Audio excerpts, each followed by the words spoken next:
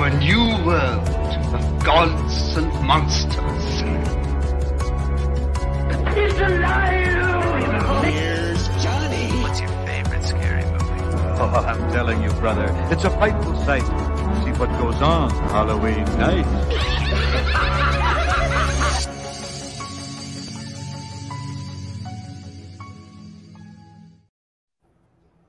Hello, and we are back for another episode of Why We Love Horror, where in honor of Little Mermaid coming out a couple weeks ago, we're talking mermaid movies. Who'd have thought there'd be so many? Yeah, right? We're talking the Lure and Killer Mermaid with like 100 different names to it. How did you guys feel coming into this week talking to mermaid horror movies? Like people, I've the Lure just kind of like, obviously it's been out for a while, but I had never really heard of it. But then like suddenly everybody started talking about it, so it was only a matter of time. And Killer Mermaid I'd heard about, but never had any interest in watching. But we watched it, so there we go. Perfect, I like it. Melissa, how about you? Yeah, The Lure has been on my watch list for a really long time, so I was really excited to watch this one. And the other movie I'd never heard about, and we'll talk about it soon. Yeah, I was saying I had heard about The Lure. I hadn't seen it, but I was definitely interested in it. And yeah, Killer Mermaid is just one of those movies I'd never heard of, but it was on Tubi and shit, so I knew we were in for a wild ride with that one. What isn't on Tubi? Yeah, right? It has some good stuff, though. It's a mixed bag. So yeah, let's get right into it with a plot synopsis for The Lure.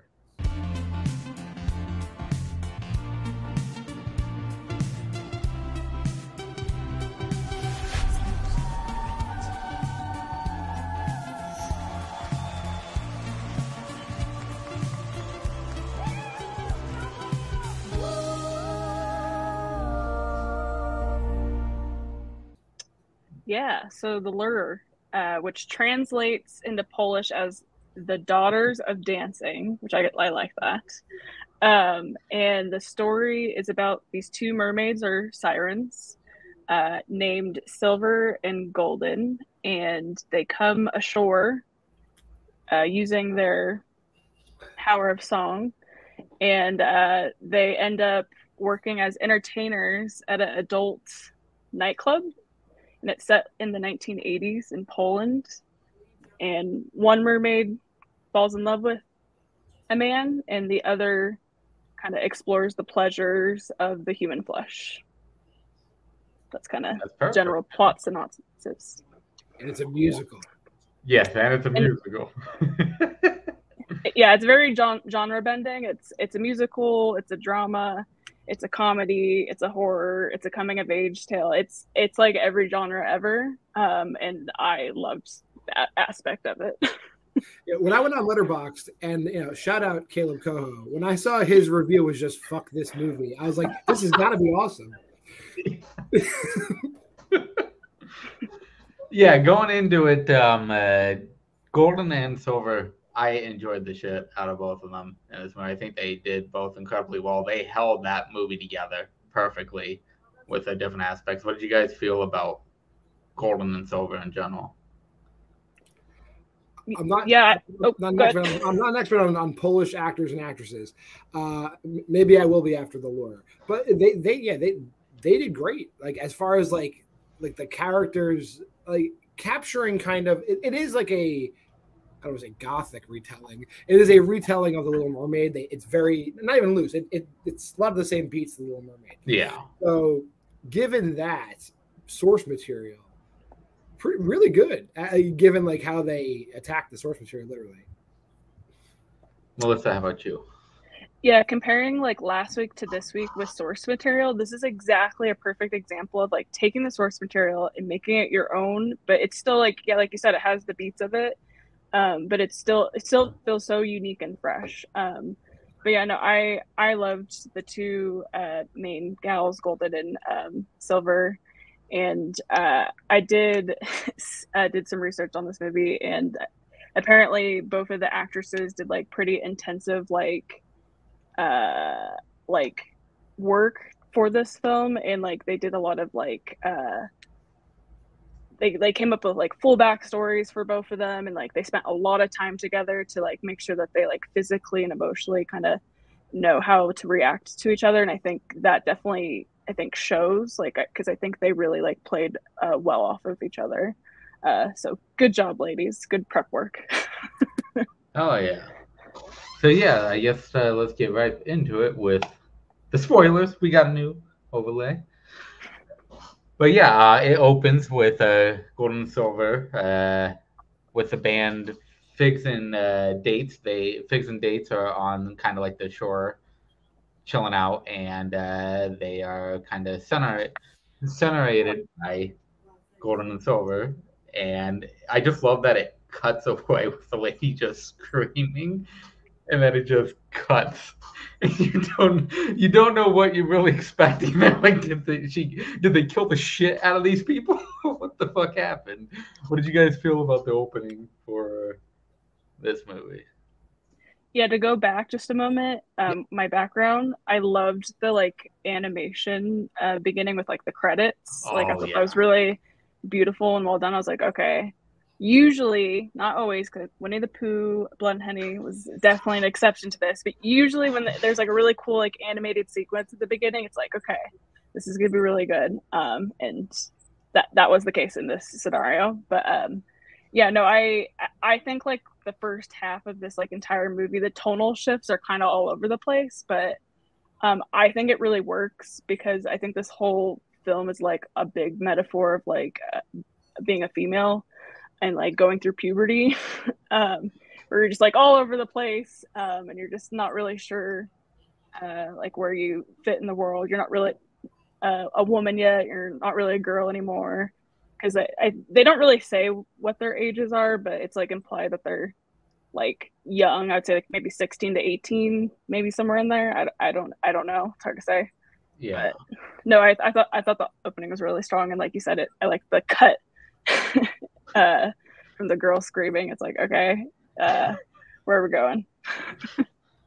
Yeah, the whole animated kind of like scrolling opening, was like Midsommar vibes, kind of. Yeah, and just the same kind of like you can see the art behind Melissa, the same kind of stylish of art.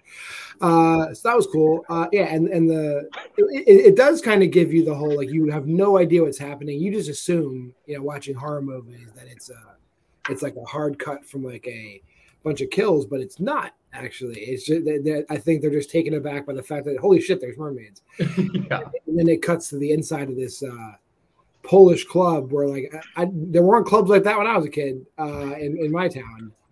That place is wild. Yeah, so let's talk about the nightclub in general and them playing like they are strippers, backup singers, etc. throughout it, and they're playing a bunch of gigs and stuff like that. And we kind of get the essence of this night. Like I think that, like John said, there was not nightclubs like this back then for me, but I think it was fucking awesome. Looking, the production design of the nightclub is fucking great, and I love that you see like it jump cuts to them thinking that bad shit's gonna happen, and them just being singers and backup singers for the fucking band, which I think is an awesome little what's the word for it? Little twist, I guess you would say, to what you were expecting to happen. What did you guys feel about the nightclub in general? Yeah, it was not expected at all. Like I was not expecting these girls to like kind of be these entertainers at this adult nightclub. Like so that was definitely a turn in the story I was not expecting, but no, I really liked it. Obviously like the main like owner guy is super creepy. Yeah. And they really like emphasize that. Like I like kind of that opening sequence. He's like going around the whole club. He's like, "What's that smell? It's so stinky in here. What's going on?" And that's kind of how like he meets the two girls, and I really liked that kind of way of meeting them.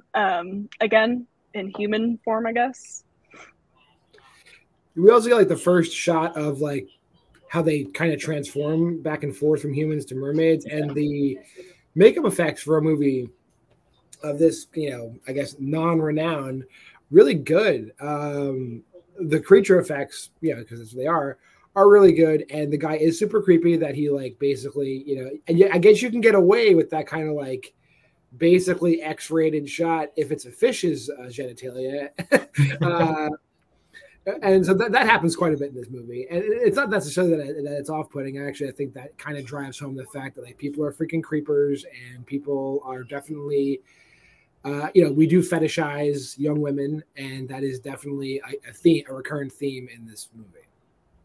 Yeah, it was it was gross, but it was also kind of a funny comment when he was like, "They're as smooth as Barbie dolls." I'm like, "Oh God, oh God."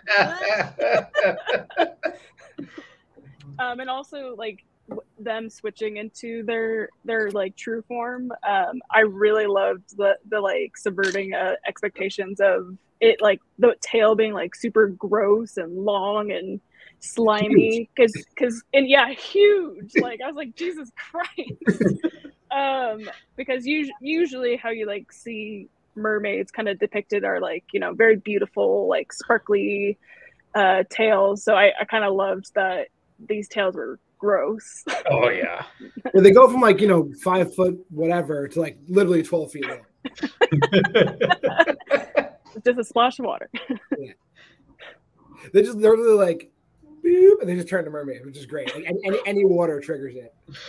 Yeah, it was kind of silly, but that's all it takes. But at the same time, I'm like, all right, cool, that works. And I do love that they become popular enough playing with it, as they are like the backup singer. They basically are there for the show, and then they become the leaders of the band, and the band basically becomes there just for the show, and it's the main attraction of them. And the new band, like as the title would say, is the Lure, and it makes sense why they would, why they're called that with who they are. And we get to Gordon murdering the man outside the bar and getting that thirst for blood, as Melissa had previously mentioned at the beginning, is that she's the one that kind of just has that sense of just starting to want, like a rabid dog, anything like that, that gets that thirst and just continues to want to fucking explore that. What did you guys feel about the murder and the effects of the murder? Yeah, just to go back a moment, I love that the band is called the Lure, because like The Cure, I don't know, like 1980s, and then like it plays into like mermaid, like fish kind of stuff with the Lure. So I thought that was very, very clever. Loved that. The murder I thought was great. I kind of wanted to see a little bit more, I think, but I think I got enough. Like I thought it was pretty gory. It's kind of like they're in the car and you don't quite see a lot, but you can see there's like a struggle and it's kind of shaking, and then she kind of like gets out of the car and she's just like army crawling to the water with the heart in her mouth, and it's just like, oh shit, okay. Like the little like a little bit later on in the movie, like when like they are watching the TV and the news reporters covering, like, and they're basically like, we have no idea what's going on here. Like there's human footprints, there's reptilian footprints, and she's not a reptile, she's a fish, but like, yeah, it's great. It's when she comes out of the car and she army crawls down the beach, it's like, it's totally like not anything you've seen before. Like it's definitely like, I love seeing like new things. So there's that, and the fact that like he was killed in like a car struggle. It gave me like the Teton vibes when she kills the guy. It's like, all right, well, let's make out. I'm gonna kill you. So definitely a cool kill. Could have been more graphic, but also the fact that it was a little subdued is not bad. It doesn't detract from the movie at all. Yeah, I agree that they could have gone more gory with it for sure, but I think we kind of get that a little bit later on with another kill that happens. So I think this one was perfect for like the first time we're seeing, hey, at least one of them is not to be messed with in here. And then we got Silver, who becomes infatuated with one of the fellow band members, and he kind of doesn't see her in that way. He just sees her as a mermaid as a fit, and he's kind of disgusted by it in a way. And he doesn't really want anything to do with her in that way. What did you guys feel about that transition to her, like the little romantic side of her and his detraction from that? Well, that's kind of like where we get into the Little Mermaid piece, and not Disney's Little Mermaid. It really hits the beats of like Hans Christian Andersen's Little Mermaid, where they go through the entire like mythology, where it's like they have beautiful voices, but it's tied to the fact that they're mermaids. So if they were to give up being mermaids, they'd give up their voice. That happens. And then if they fall in love with a human and the human doesn't love them back, and then the human finds other love, something happens. I won't spoil every single thing, but like every beat in that story is worked into the lore. And just speaking as a guy, like I can't blame the guy that he doesn't want to sleep with a fish. Like good for him for like just sticking to his guns and saying, look, you're a fish, I'm a man. No. Yeah, no, I mean this is definitely the part of the film, like the story with Silver, with her falling in love with I think he's like the bass player of the band. That like echoes the Little Mermaid story, but I think it also kind of emphasizes the female puberty piece as well. It's like he's attracted to her in a way, like he's kind of like intrigued by her, but at the same time he's like is disgusted by her, like ugh, like you are, I consider you like an animal, fish, and very similar to like when a female goes through puberty, it's like, oh, boobs, those are cool, but also you're bleeding, ugh, that's gross. So it's just there's definitely like I feel like it's hitting that kind of metaphor as well, through this kind of relationship between the two of them. Now, before we get into the band figuring out about the murder and what transpires with that, let's talk a little bit about what John kind of mentioned, because it kind of deals with the rest of the movie, which is when Golden meets the guy from the metal band, Triton, and finds out that if her sister falls in love and the guy doesn't want anything to do with her and marries someone else, she is going to turn into something. So it gives the ability for her to kind of try to keep her sister away from doing that, because she knows that all hell will break loose, and also finding out that if her tail is removed, she won't have a voice anymore. So there's different aspects to why then Golden is going to try to keep Silver away from trying to do this, because she doesn't want to lose her sister, and also they lose a band in the process. What did you guys feel about the basically the kind of big beat of the movie, which is finding out what happens if she decides to go through with this? I mean, like, it's one of those things where it's like, okay, well, that's what's going to happen. Like, that's a little bit of like, and it's one of those things I kind of got the feeling of like, I kind of see where this is going. But at the same time, I really enjoyed my time still going through that journey with them, even though it kind of seemed like you kind of know how the story is going to end. And I was very curious to see how the sea foam was going to play out. Yeah. I was just shocked that in 1980s Poland, we find a plastic surgeon who can do a full fishyectomy to fix her, which is really like advanced medical for that time period. And in Eastern Europe, I wasn't expecting them to see such advanced surgery procedures, but it happens. Yeah, which gets into great like effects there during that sequence. But yeah, go ahead, John. I was saying it's like total Frankenstein vibes. Yes. And that scene where it's like, well, when you see like the Silver and the dead body, I guess, we're just swap the lower torsos. I'm like, you wouldn't really survive that surgery, but there's no way.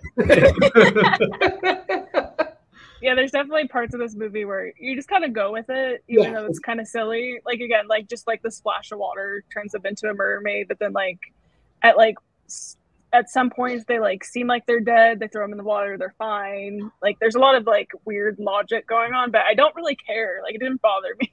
Like I just kind of went with it. When the band yeah, Mike mentioned it, we didn't even talk about it. Like when they realize that they're they have a bloodlust and everything, the band kind of freaks out, overreacts. The drummer gives them the double Tyson and kills them. He punches them in the face and kills them. They're like, and then they're like, oh shit, and then they just dump the bodies Rasputin style into the river, and then that's they think they're home free. Then they go back. That whole musical number where they're just like. Where the lady comes in and hooks them up to like alcohol IVs is freaking surreal and great. I was like, I don't like musicals, but whatever they were saying right now is fantastic. I will say that the translations from Polish to English, if you have the subtitles on, like the lyrics they don't rhyme, they make zero sense, but I'm here for it. I'm here for the lyrics of those songs.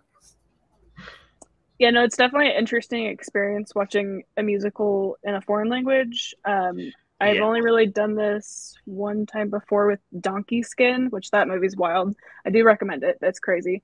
And I kind of was having the same situation where like you were kind of just saying, like, it's like I was really enjoying the musical numbers. And I thought it really added to this movie, but it is this weird disconnect where, like to how it's translating to English, it doesn't really rhyme or like flow.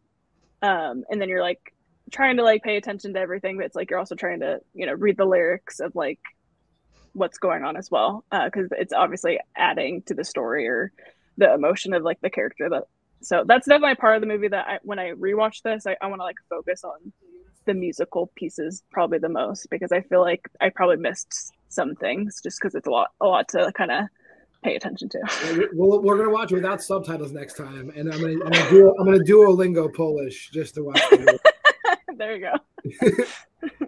The musical numbers definitely add very emotional stuff to it. I definitely think that this movie needed that to enhance what was already there, which is already great what we have, but with the musical numbers, it definitely enhances everything.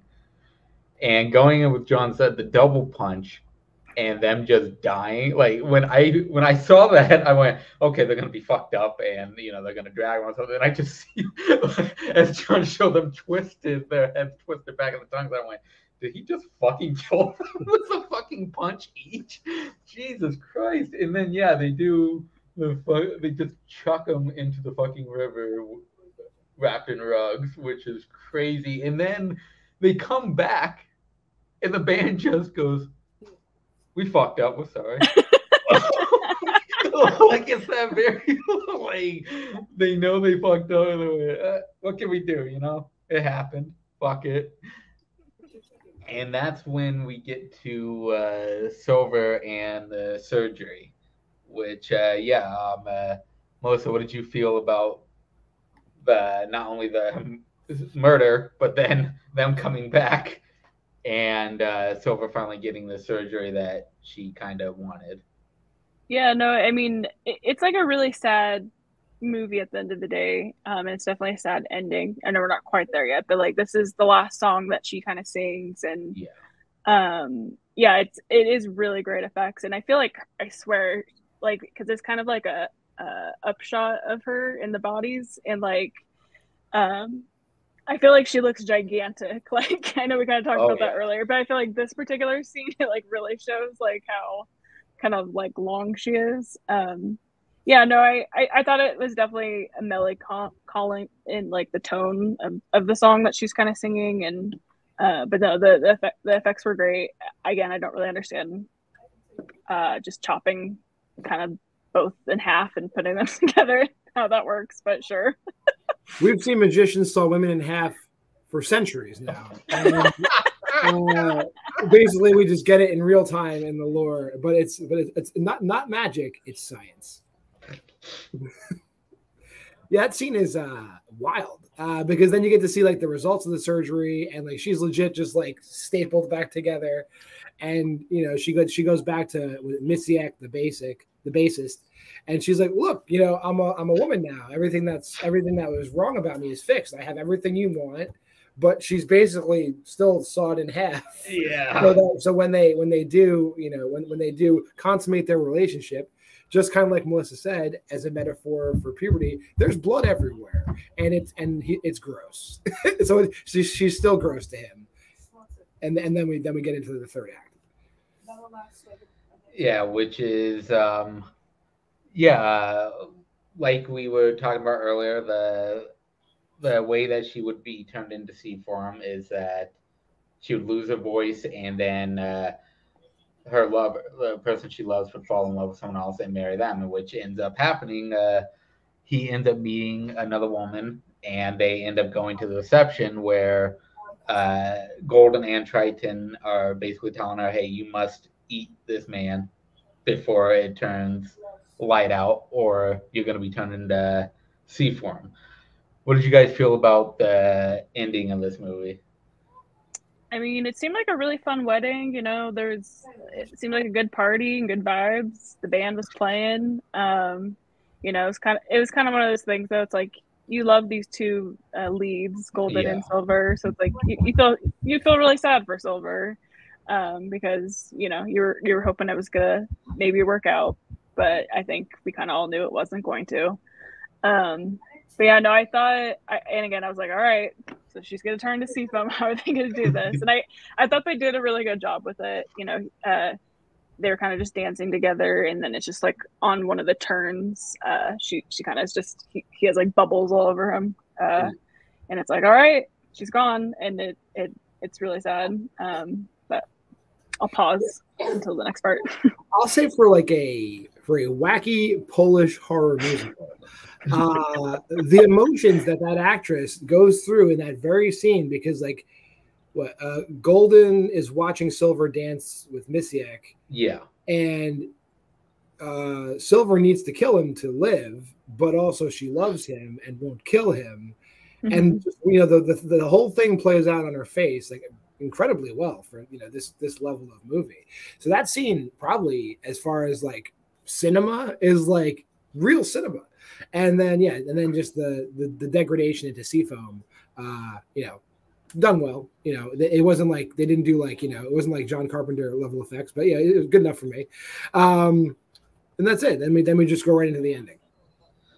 Yeah, which the Golden gets fucking infuriated and rips the shit out of his throat and crawls back into the ocean in front of the entire wedding party, which is fucking great that the entire wedding party is watching this shit happen. And it is definitely I think it's a great kill. The throat slit, it isn't the greatest effects because of the budget they have, but it still works really well. And I just love that how she crawls and she bumps into the woman by the edge of the ocean, and then she just fucking just dumps herself in. What did you guys feel about the entire wedding party watching this ensue?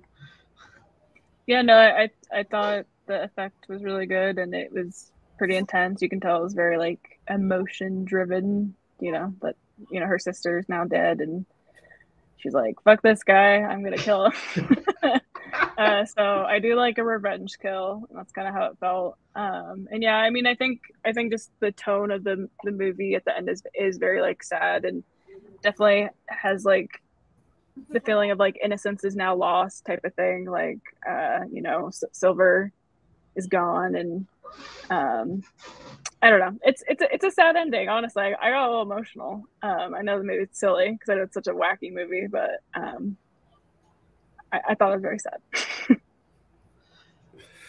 I wouldn't say necessarily I got sad, but I can definitely it's really, really well done, like a bold movie, well done, hits every, there's no real missteps. You figure a movie like this, when you hear if you had told me this was Jagged Edges, the Lure, I'd be like, and they would have ruined every step of the way. It would have been falls on its face, somehow gets back to its feet, falls on its face.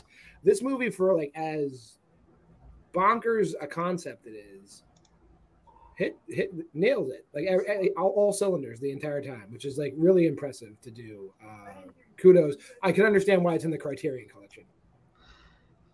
Oh yeah, no, that's also a good point that we didn't bring up, is that it is a Criterion movie, and yeah, it's completely understandable. I think it is very well done and very dramatic when it needs to be, and has little wacky moments here and there throughout that I think.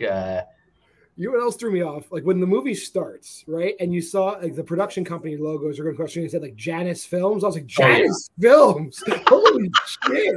And I was like, this has got to be great, and they were right. Yeah.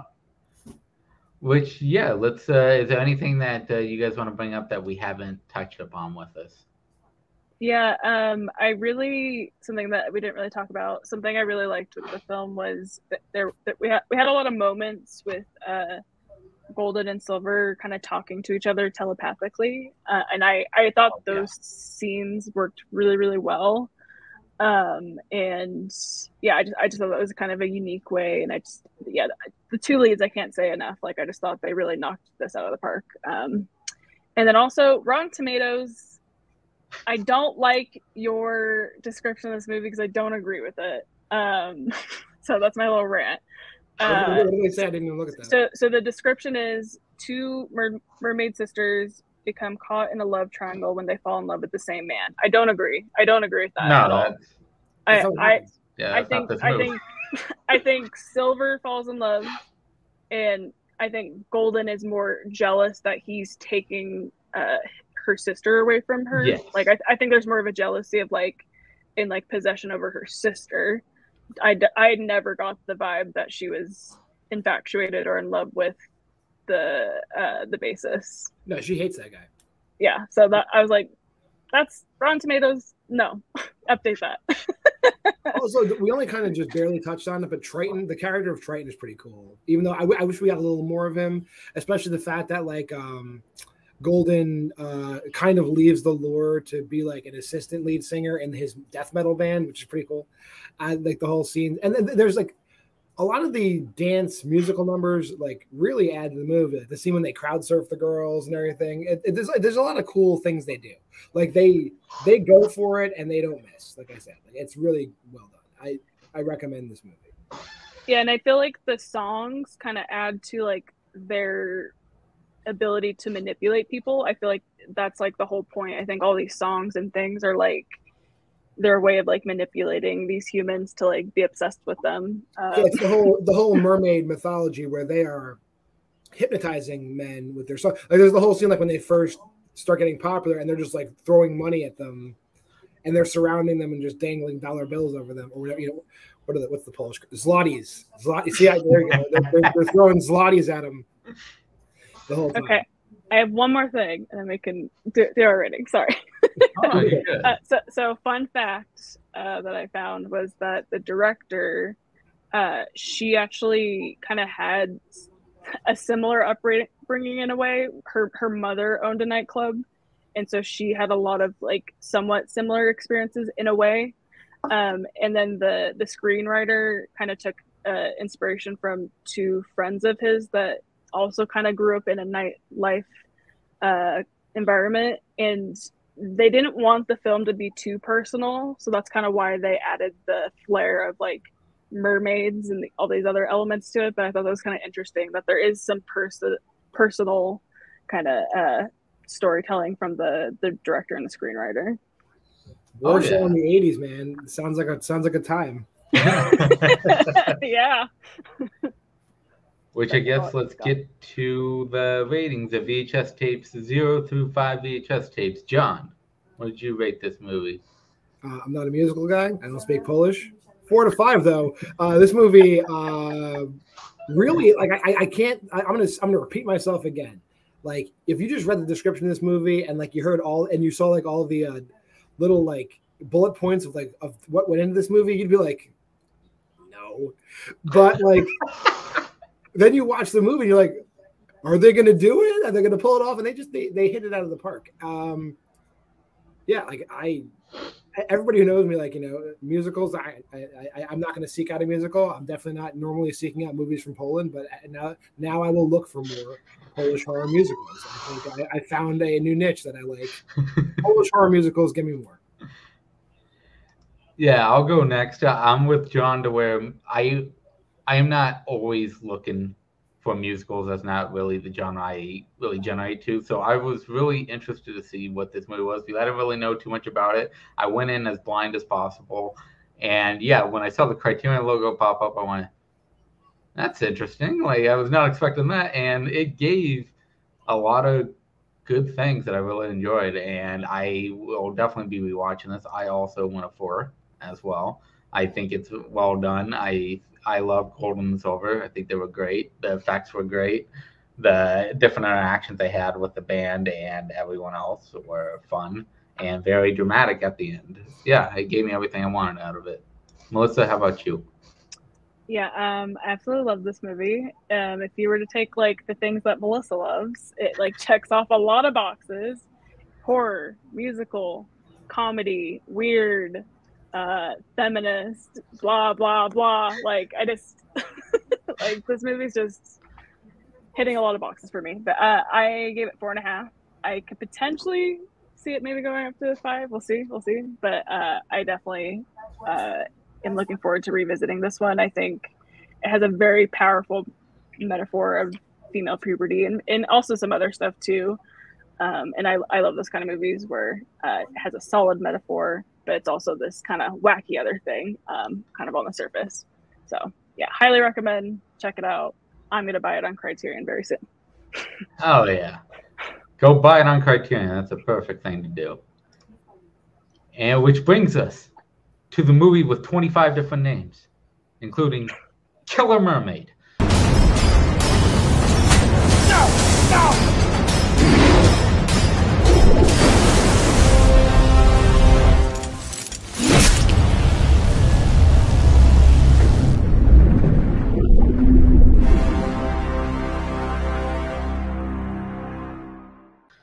John, would you like to give the plot synopsis for Killer Mermaid? Sure. All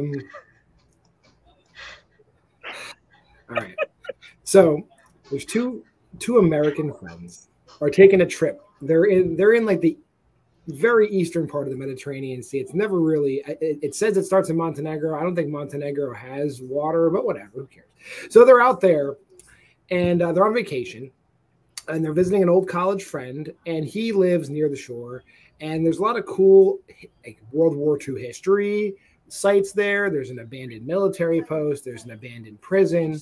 And they're like, well, what's going on with this area? And there's a dark history with rich mythology. And it devolves into a horrific nightmare for these two American ladies. See, the description of that, I would watch the shit out of. That's what happens. You guys, I'm telling you again, for the 3rd week in a row, send me your fucking scripts. Every time. Yeah, we're just going to get right into it. This movie. Okay, so yeah, as John brought up, you got 2 college friends who are going on vacation together, and one of them is going to reconnect with an old like college love that she basically wants to bang, and they find out that he has a fiance that he's bringing along, so they're on this adventure together, and they decide to go to a place with a little military-esque like back history and stuff like that, where all hell breaks loose. What did you guys feel about the opening and the college friends and their interactions together at the beginning of this? We'll do the cold open. There's a cold open first, right? Like, yeah. So there's a cold open, and Melissa was telling us beforehand. I think Melissa saw the movie first. She's like, guys, there's a lot of kissing. Yeah, these two. There's this two couple in the beginning, yeah. And if you didn't know they were in love, oh my goodness, they love kissing each other so much. Any excuse to kiss each other, they kiss each other. Then they go to a romantic overlook in whatever country they're in, and I guess it's like that part. It's like Serbia, Croatia, like up there somewhere. And they continue their romantic interlude they take their shirts off, and then the guy just walks off the cliff because he's drawn by the siren song. And this lady who there's gonna be a lot of beats in this movie where things don't make any sense at all. So they went up there for privacy, and no one's around because why else would you start to have sex with somebody unless you're alone? She starts screaming for help, knowing full well nobody should be there. But there's a guy there, and he uses one of the stupidest horror weapons I've ever seen in my life to kill her. And then the movie starts. Yeah, the opening is as generic. Honestly, there's a lot of generic stuff about this movie, and like when I was watching it, I was like, all right, it's just generic. I was trying to give out hope that it's just a mild generic movie. It's every horror movie opening you ever seen. Like, here's these Americans, they're not in America, and they're on vacation, and it's going to be a good time, but it's not going to be a good time. So that's basically it.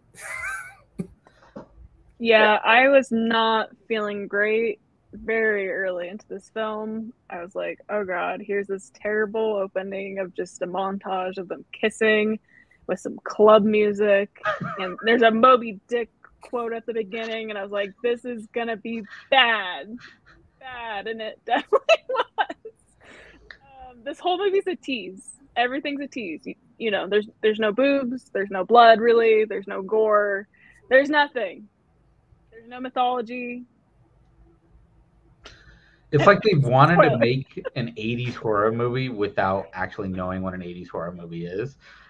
They just an inkling of it. Like, okay, so let's go over that kill, because that kill happens throughout this entire fucking movie. It's the same goddamn fucking shot and the same kill. The majority of people who die in this movie die from this little anchor thing this motherfucker has. It's a grappling hook. It's grappling hook, like, and it always goes in the side, like the fish hooking of like in the side of their cheek, and then he just fucking pulls them, and then they're kind of gone each time, every fucking time, the same move. I'm not a weapons expert, but the fact that it's shaped like that, the fact to throw that with any kind of accuracy and hit people, it has got to be impossible. Yeah. And it's done in such a cheap fashion. Yeah. It's like hard cut back in, and it's already through their head. It's like, okay, I see how you did that. Stan Winston, paging Stan Winston, whatever. So, yeah, let's get to the group making it to the little military complex, because, that's what they decided to do. And at this point, they're all they're getting drunk. They're having little things with each other, which they're not supposed to be doing because one of them has a fiance and shit like that. Like, different love affairs are going on all at once. And they do meet the guy, what the hell was his name? Boken or Bakken? Boban. Like Bobby De Niro. Yeah. Yeah, exactly like Bobby De Niro. Yeah, that fucking guy. And they meet him, and he's the one that tells them about the little deserted place and shit like that. And hey, you guys should go here because could be interesting for you guys. He's the one. So he's the one that starts this whole fucking mess. This man here, who comes in later on, definitely, because of course he does. And yeah, we get to the island. What did you guys feel about the Boban and them going to the island to have this tryst of history? Let me talk about the stupidest thing in this movie. The main character is afraid she can swim, but she won't swim. Why won't she swim? Well, somebody in her family drowned once, which is why it's like so stupid. It's like she just stares at the water and it's Christina Klebe, and she's like a decent actress. I've seen her in some other stuff, but the way they get across, she won't go in the water is so forced and stupid that it really bothered me the entire time. Boban's a great character, I guess. He's a prankster, but he's forced to be serious pretty soon and also it has that familiar beat in every kind of supernatural horror movie where it's look, guys, don't go there. That place is fucked up. And then the other guy, I forget what his name is.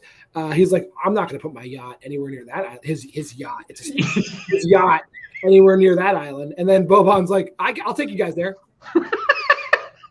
No problem. It's like, oh, okay, there goes that. The way to just knock down all my defenses, kids. Melissa, what did you think? I think this movie's dumb, and I commend you that you remember this much, because I remember nothing. I remember hating my time watching this. Oh, the other guy's name is Alex. See how Alex, okay. I can't remember one of the main characters' names. His name's Alex. So when they're on that island, the first thing that kind of happens is they're looking around and they see a dude who's going to like the small well, and he's pouring water down it, and they go and it's filled with like body parts and blood and shit. And they're going, man, that looks kind of fucked up. Let's go, check it out, because that's what they do in these movies. And we as an audience realize it's the fucking dude from the beginning with the damn grappling hook.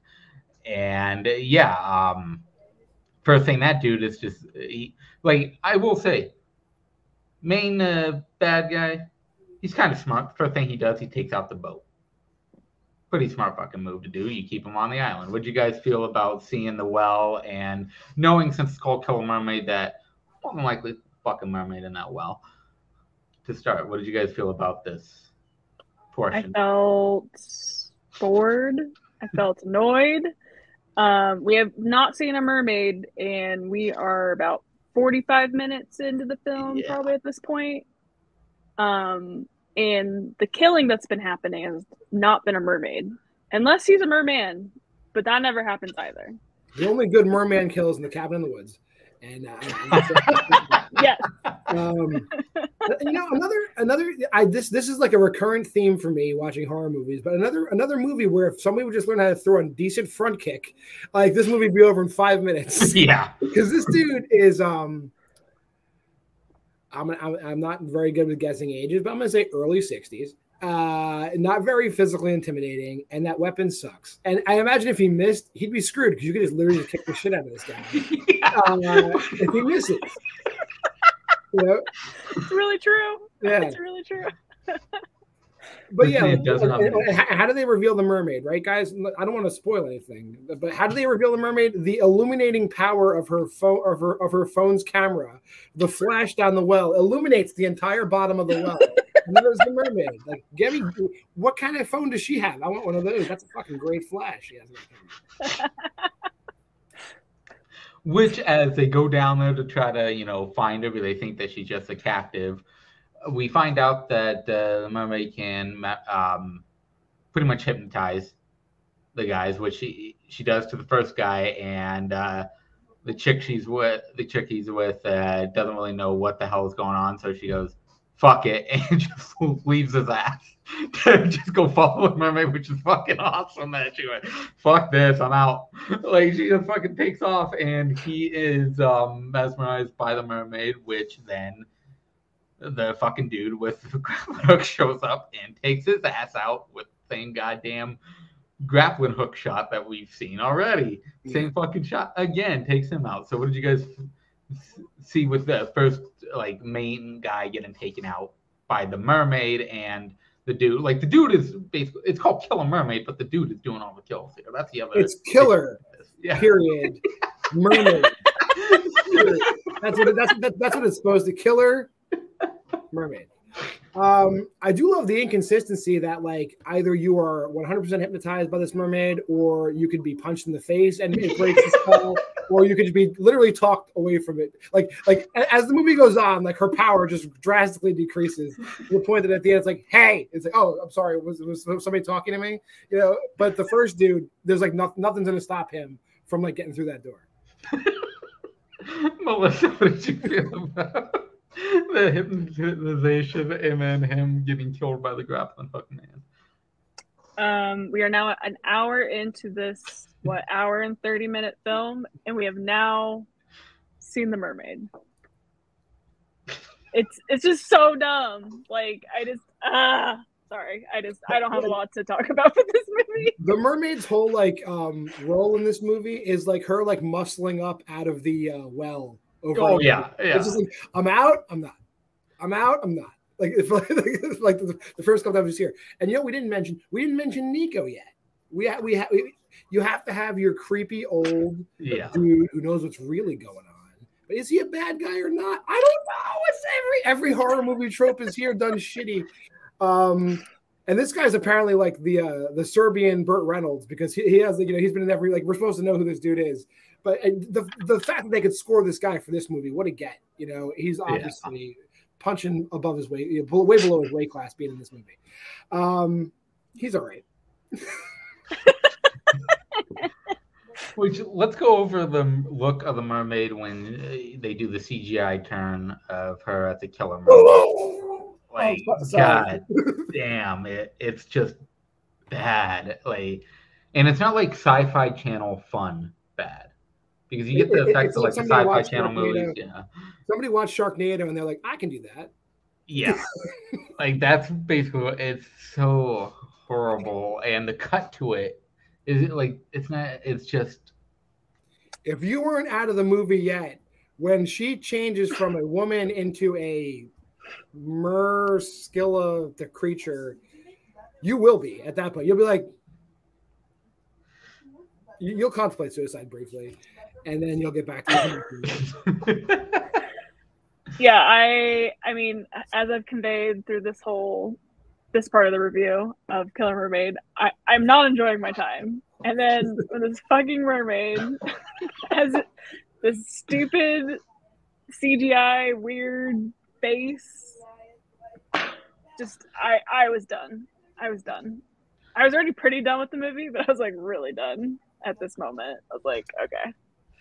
And then like that's the part of the movie, I think, when the CGI happens is when they do fight the dude. Yeah, they're all in that general area where the mermaid is all in the battle. Kill him. They kill him. Yeah. I shouldn't say that. They don't kill him. They kill him.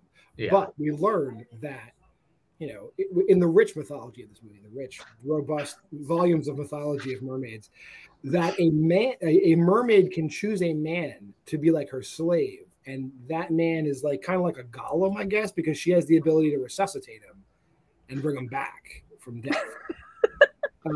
Because he was dead. And he comes back. And we also learn, just why not shoehorn a Nazi subplot into this movie, that during World War II, the island, the prison, and the prison and the military base were used for like Nazi experiments.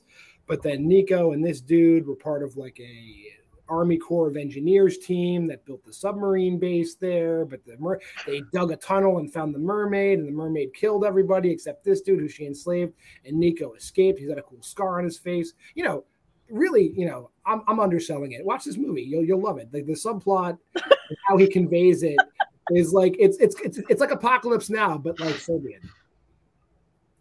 Which, yeah, we get to that portion where the majority of the team gets completely fucked up by Grappling Hook Man before he gets killed. And then it's just two left. It's the main chick and then the dude with the fiance left. And they decide, you know what, we're going to take the tunnels. But Lucy is killed by the mermaid. Oh, yeah. She falls into the water. There was a mermaid kill because Lucy falls in the water. Yeah. And in the shittiest what the fuck happened scene, she's just dead.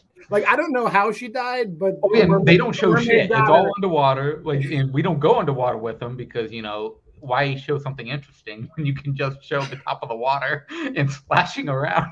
Look, splash around a little bit. We're going to add some red CGI shit in post. It's going to look great. You got it. No, it looks terrible.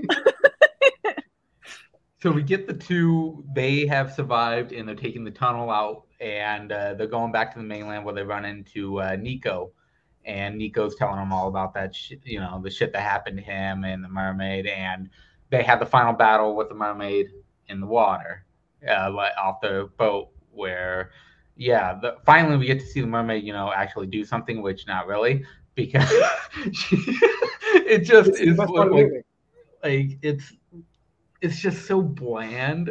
Like even the big showdown is very bland, and they're able to take out the mermaid by just stabbing the shit out of her, and Yeah.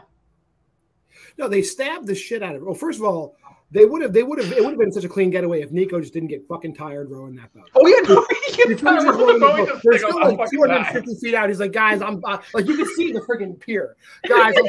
Oh shit, like, we need to take a break. Like, I know we're being chased by this killer mermaid and this killer everybody, but like, I can't go. I can't row another foot. I'm fucked up.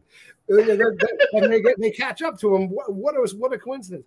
And the thing is, they stabbed the living shit out of the mermaid underwater. Like they stabbed the mermaid like 1,000 times. Yeah.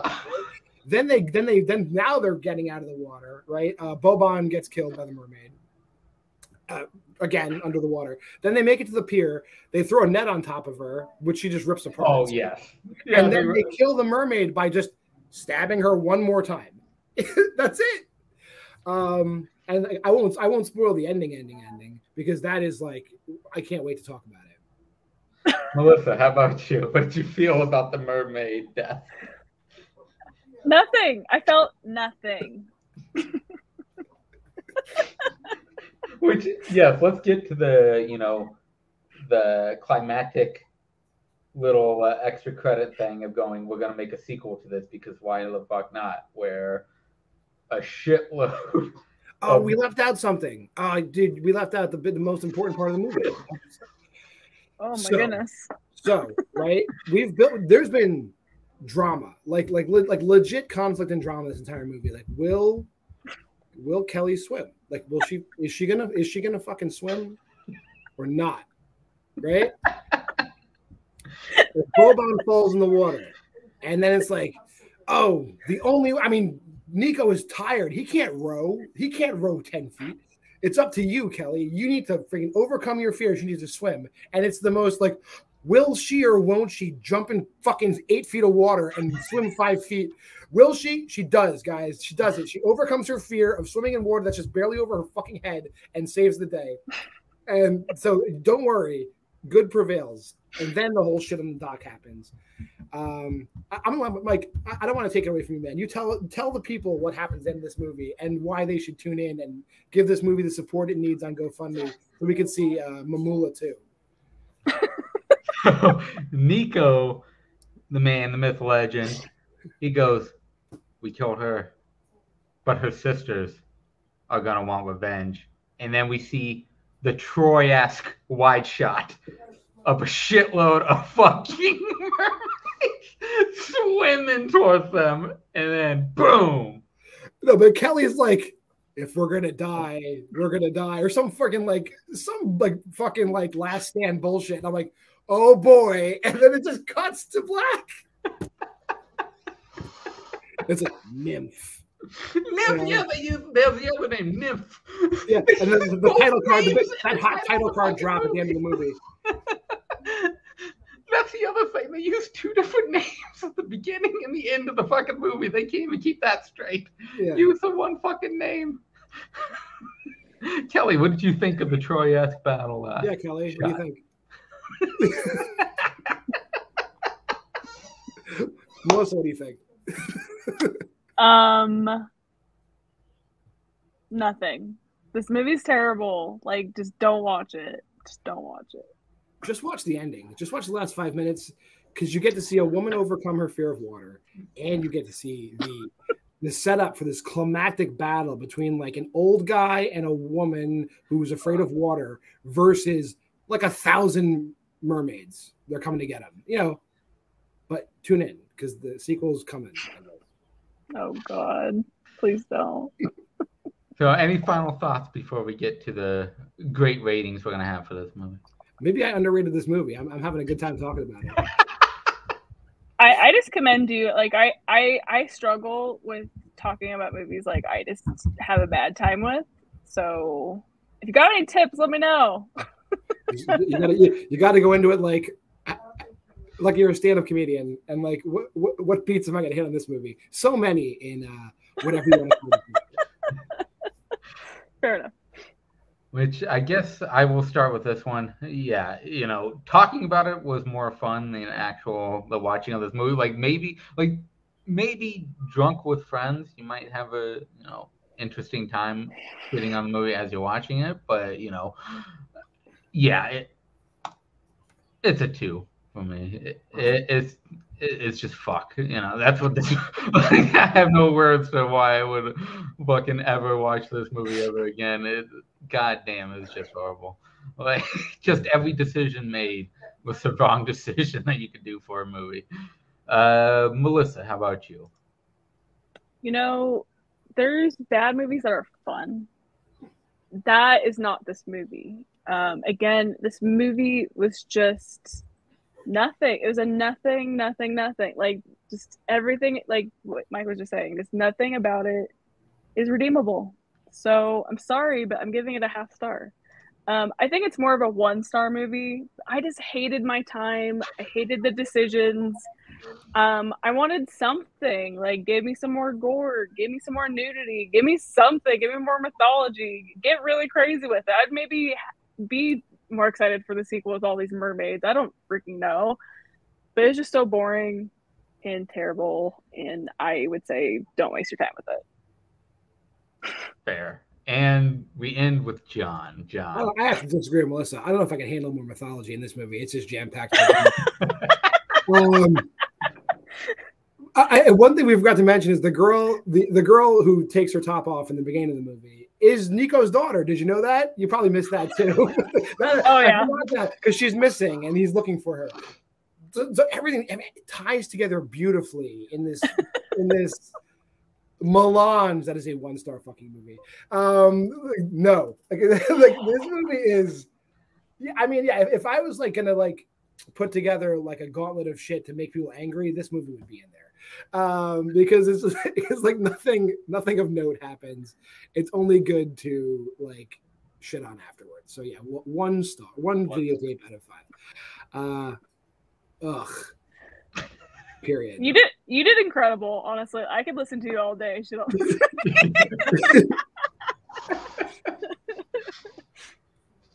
But yeah, on a happier note, we got next week of Why We Love Horror coming up. Who would like to talk about what we're going to be discussing next week? Well, Melissa got off work for it, so she should talk about it. I like it. Sure. Melissa, what are we doing next week? Next week we are watching The Blackening, which is a new release coming out in theaters. And then I believe I'm just nervous. I forgot what the other one was. It's Tales from the Hood. Tales from the Hood. Okay, Tales from the Hood. So those are our 2 movies for next week, which I'm excited because they will be 2 new movies to me. I've not seen either of these, so excited to see what it's all about. John, how about you? You excited? Yeah. I obviously haven't seen The Blackening yet, but because it's new. Tales from the Hood. For those of you that follow my trivia career, obviously, I must have watched Tales from the Hood a ton because I love horror anthologies, and I like Rusty Cundiff, and I like all the guys that are involved in Tales from the Hood. It's something I go back to a lot, so I'm excited to talk about that next week. Love anthologies, love that movie. So let's go. Yeah, I've watched Tales from the Hood since I was a small child, since I was a wee lad, and I absolutely love the shit out of it. So I cannot wait to talk about that movie. And yeah, I'm excited to check out The Blackening. It seems like it could be a very fun time. But yeah, that is it for us. Make sure to go buy our shit. We got Why We Love Horror shit on there, so go buy the hell out of that. We got the set list and Off the Stones coming up on Thursday, so make sure to go check that out. Late Shift returns next week, so check that out. Cinemaster's Review comes back next Monday, so check that out. Check out all our crazy other shit. TLU is showing up, so make sure to get ready for that. That's going to be a fun time. And yeah, thank you all for watching as usual. Thank you, Melissa, for bringing on more enhancements for our show, the new overlay of spoilers. Keep getting cool shit at it, which is awesome. We need to see what Melissa does next, because this is why you tune in, to see what Melissa actually does to the thing next to enhance our product. But yeah, everybody that watches, awesome. Go follow us on Letterboxd to see all of our rantings and ravings that we have on shit, because that's always a fun time. And we will see you next week for another edition of Why We Love Horror. Bye bye.